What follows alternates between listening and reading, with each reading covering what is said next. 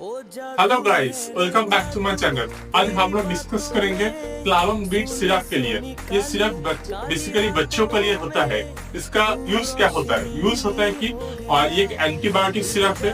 Cold और कफ अगर बच्चों को होता है तब यूज होता है। नेक्स्ट आपका न्यूमोनिया में यूज करते हैं हम लोग ये सिरप। और थर्ड है आपका ईयर इन्फेक्शन, नोज इन्फेक्शन में अगर होगा तब भी हम लोग क्लावम सिरप यूज करेंगे। फिर कोई भी जख्म वुंड्स अगर हो गया बच्चे को तो सुखाने के लिए हम लोग क्लावम सिरप यूज कर सकते हैं। फिर इसका डोज क्या था? Dose normally as prescribe by doctor, but generally 5 ml करके हम लोग बच्चे लोग को देते हैं। Thank you.